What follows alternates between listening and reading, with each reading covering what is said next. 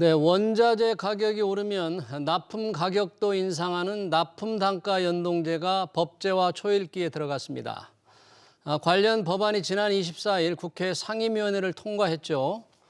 중소기업들이 원가 부담을 덜게 된다는 시각과 시장 기능에 위배된다는 반론이 부딪히고 있는데요. 이 법안을 대표 발의한 분이시죠. 기업인 출신 국민의힘 한무경 의원 모시고 납품단가 연동제의 의미, 영향 자세히 들어보겠습니다. 의원님 어서 오십시오. 네, 반갑습니다. 안녕하세요. 네, 자, 한 의원님께서 대표 발의를 하셨네요. 납품단가 연동제. 법안 이름은 대중소기업 상생협력 촉진법입니다. 네네. 네. 이름이 좀 복잡합니다. 이름이 복잡해요. 예, 대중소기업 상생협력 촉진법. 중요한 게 대중소기업이고 상생협력 상생, 촉진을 시킨다. 예. 이게 국회 상임위원회를 통과했습니다. 산업통상자원 중소벤처기업위원회. 이 상임위원회 이름도 굉장히 기네요. 네, 굉장히 긴 상임위원입니다. 네, 대표 발의에서 이제 상임위원회를 통과시켰는데 이 납품단가 연동제 구체적인 내용 어떤 내용입니까? 이 코로나19 팬데믹에 이어서 러시아, 우크라이나 사태 등 대내외 경제 환경이 급변하면서요. 원자재 가격이 유례없이 폭등을 했습니다. 다행히 지금은 고점은 지난 것 같아요. 하지만 원자재 가격 인상분을 중소기업이 고스란히 떠안게 되면서 중소기업의 경영 환경이 날로 악화되고 있는 게 현재의 상황이라고 볼 수가 있습니다. 그래서 원자재 가격 상승분을 납품대급에 반영하는 것은 당연한 순리인데요. 근데 현실은 대기업과 중소기업, 즉 수위탁 거래에 있어서 어떤 지위의 차이 그리고 협상력의 차이 등의 이유로 여러 가지 그 중소기업 입장에서는 거래 단절과 같은 그런 부작용을 우려를 해서 이것이 현재 실제로 제대로 반영되고 있지 못하는 게 현실이었습니다.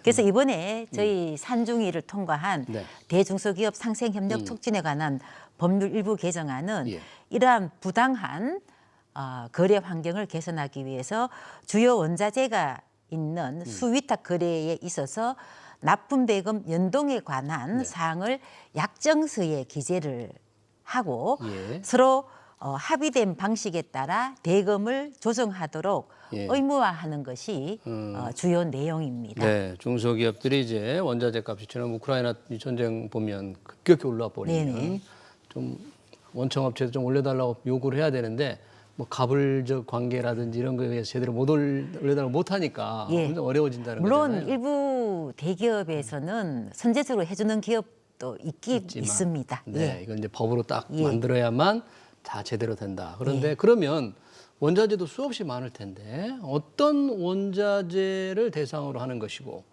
또 원자재가 어느 정도 오르면 납품 단가에 반영하는 것이 이런 구체적인 것도 결정이 됐나요? 예, 돼 있습니다. 어떻게 됐습니까? 납품 대금에서 10% 이상을 차지하는 원재료가 대상이고요. 납품 대금에서 10%를. 예. 그리고 연동 기준은 원자재가 10% 변동 이내의 범위에서 수위탁 기업이 협의해서 납품 대금 연동을 결정하게 되어 있는 구조입니다. 10% 범위 내에서. 네네. 그렇군요. 그만큼을 반영해 준다 그런 얘기인데요. 그러면 주로 어떤 제품들이 될까요? 거기에 대해서는? 아마 많은 제품들이 들어가 있습니다. 우리나라 제조품 중에서 제가 가장 대표적으로 들 수 있는 게 자동차 부품도 있고요. 전자 부품도 있고요. 또 식품도 있고. 아마 그 대기업과 중소기업 간에 거래되는 제품은 저는 다 여기에 포함이 된다고 보고 있고요. 또 특히 우리 건설업에도 포함이 되고 자재들이 많이 들어가니까. 저희 모든 제품이 여기에 들어간다고 보고 있습니다. 그러니까 이제 한 의원님 이렇게 대표 발의해서 상임위를 통과하니까 중소기업들 이제 쌍수를 들어서 환영을 했어요. 보니까 중소기업 중앙회도 아주 자꾸 환영을 하고 적극 밀어붙이던데 반면에 대한상의 전경련에서는 조금 이게 좀 문제가 있다. 자율적으로 해야 되지 왜 법으로 그걸 만드냐라고 반발을 하면서 뭔가 경제단체 간에도 조금 이 법안을 놓고 약간 틈이 벌어진 것 같아요. 그런 주장에 대해서 어떻게 생각하십니까? 예, 그 대기업 측에서 이 납품 단가 연동제에 대해서 가장 반대하는 큰 이유는 이 납품 단가 연동제가 시장 가격 시스템을 왜곡한다라는 게 네. 가장 큰 반대 이유입니다. 아, 근데 저희 중소기업 입장에서 보면은 이 법안은 시장의 가격에 정부가 임의적으로 개입하는 것이 아니거든요. 개입하는 것이 아니라 표준 약정서를 기본으로 해서 수위탁 기업이 자율적으로 협의할 수 있도록 하는 제도적인 장치를 마련해 놓은 것입니다. 예. 그래서 저희 중소기업 업계에서는 이 법안은 사적 거래 원칙에 전혀 위배되지도 않고 그리고 상생 방안을 마련하는데 매우 합리적인 법안이라고 지금 보고 있습니다. 네. 근데 이제 대기업에서 또 하는 이야기가 이 법안이 실행이 되면 거래업체를 해외 거래선으로 바꾸겠다는 그런 얘기도 하는 것 그런 같아요. 이야기도 있어요. 예. 예. 그러나 저희가 이렇게 곰곰이 생각해 보면요, 대기업에서 어떤 품목에 대해서 거래를 할 때 제가 알기로는 국내 기업과 해외 기업을 동등선상에 놓고서 저는 다 검토하는 걸로 알고 있습니다. 아. 그래서 우리나라에서 거래하는 것이 훨씬 더 효율적이고 관리적인 측면에서 좋다고 평가해서 이 국내 기업을 선정을 한 것이지 단순히 뭐 해외 기업이 훨씬 더 경쟁력이 있음에도 불구하고 국내 기업과 거래한다고 볼 수는 저는 없다고 보기 때문에 거기에 대해서는 조금 문제가 그렇게 보는 시각은 문제가 있고요. 그리고 특히 제가 또 주장하고 싶은 거는 지금 각국의 이 자국 경제 위주의 공급망 정책이 있지 않습니까? 그렇죠. 네. 그러다 보면은 해외에 지금 현재 공급망이 지금 굉장히 지금 어긋나 있는 상태에서 해외에서 모든 물건을 들어와서 국내에서 제조하겠다라는 것에 대해서는 굉장히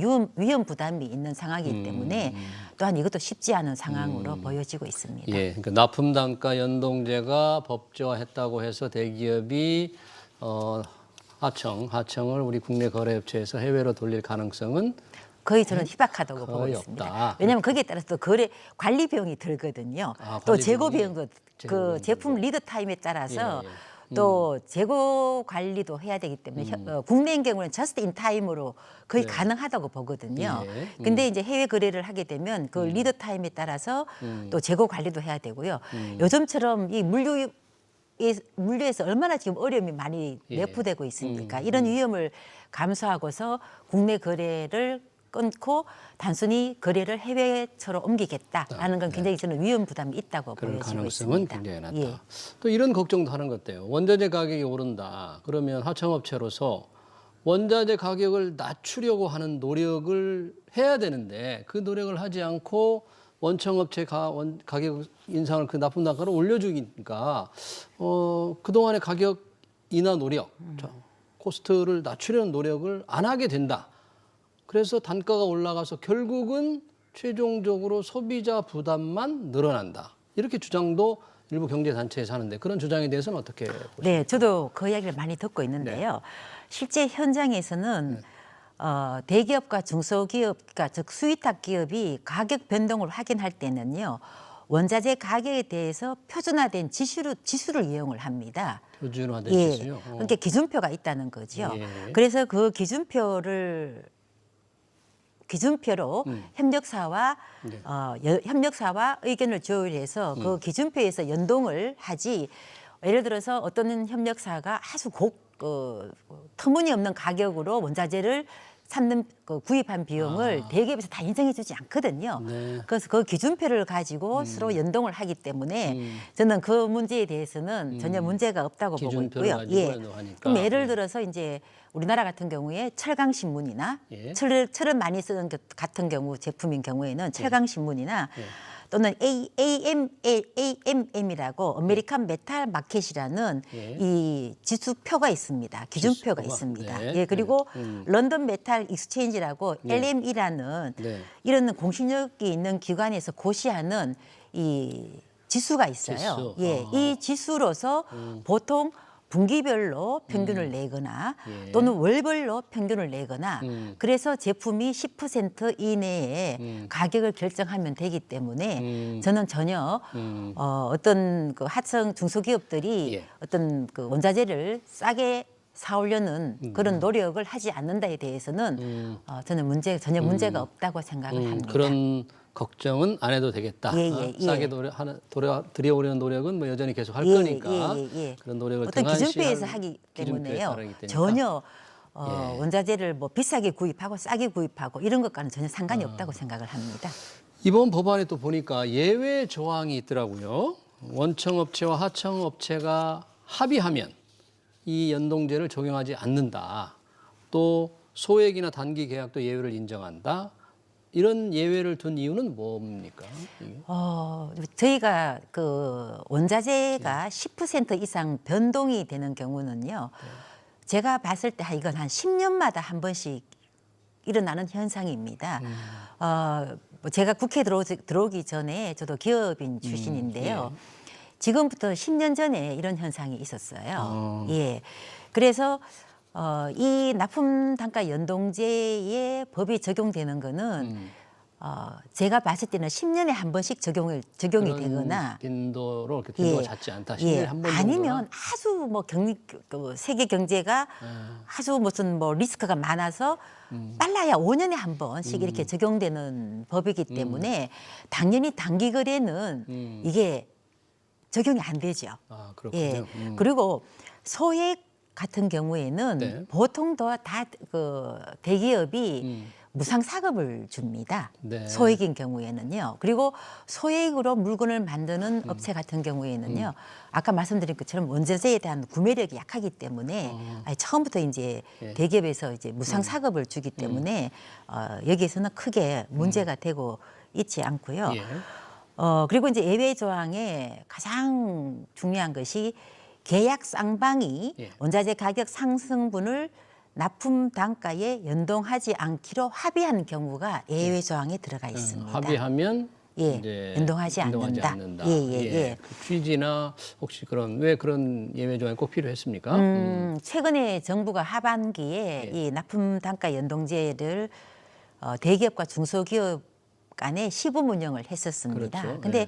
시범 운영을 해본 결과 예를 들어서 원자재가 여러 가지 원자재가 복합적으로 섞여서 만들어지는 제품이 있어요. 예. 그러면 그런 경우에 원자재의 비율에 예를 들어서 A라는 원자재의 비율과 B라는 원자재의 비율의 함량에 따라서 그 제품의 경쟁력을 가지고 있거든요. 예를 들어서 제품의 내구성이라든가 강성이라든가 그 비율에 따라서 제품의 성격이 확연히 달라집니다. 그런데 이런 경우에 이 표준계약서에 일일이 다 나열을 하게 되면 이거는 어떤 본인이 가지고 있는 기술 정보가 유출이 된다라는 경우가 예. 있다는 게 이번 예, 이 시범 시범 운영에서 해보니까. 나타났습니다. 그래서 이런 경우도 실제로 저희가 시범 운영을 해보니까요. 다수가 있었어요. 예. 그래서 이런 쪽을 운영하는 중소기업 업체에서는 이 납품 표준계약서에 이런 원자재 가격 상승분에 연동하지 않기로 합의를 했으면 좋겠다는 조항을 넣었으면 원해서 이렇게 된 걸로 알고 있습니다. 그런 경우 양쪽이 쌍방이 원하면 하여튼 이런 걸 적용 예외를 할 수 있다. 그런 거군요. 네, 납품단가 연동제 이제 국회 상임위를 통과했으니까 국회 법사위와 이제 본회의 올해 가능할 것 같습니까? 야당 입장이나 뭐 정부 입장에 보면 어떻습니까? 야당에서 제가 이 법안을 심사할 때요.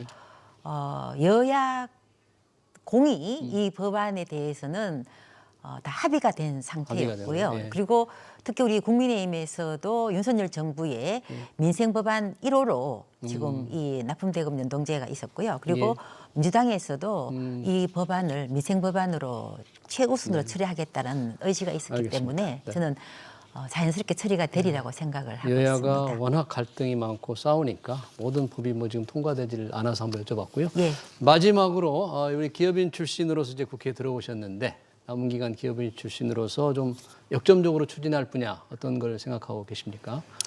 지금 참 경제가 다 어렵지 예. 않습니까? 예. 이게 뭐 삼고 시대 그래서 퍼펙트 스토미도 뭐 이렇게 한꺼번에 오는 상황에서 중소기업이 가장 타격을 많이 받습니다. 예. 예, 받기 때문에 제가 또 국민의힘의 중소기업 위원장도 역임을 하고 있는데요. 그래서 무엇보다도 먼저 현장에 답이 있기 때문에 현장과 면밀한 소통을 최우선으로 삼고 있습니다. 삼고 예. 있고 그리고 최근에 우리 윤석열 정부에서도 가장 강조하는 것이 기업 성장을 저해시키는 규제 개선에 대해서 굉장히 역점을 두고 있습니다. 규제 개선. 예, 규제 예. 그래서 개선, 네. 국민의힘에서도 규제개혁 추진단을 지금 운영 중이고요. 네. 그래서 저도 그 추진단의 일원으로서 지금 힘을 보태고 있는데요. 그래서 올해 안으로 특히 중소기업에 있어서 규제를 좀 뿌리를 네. 뽑아야 되겠다는 생각과 알겠습니다. 그리고 미래 신성장 산업에 있어서 규제 분야는 좀 더 면밀히 살펴서 네. 신성장 산업을 좀 촉진시키는 데 주력을 하겠습니다. 네, 기업 경험이 많으시니까 국회에서 말씀하신 대로 다짐하신 대로 규제 완화 잘 성사시키길 기대해 보겠습니다.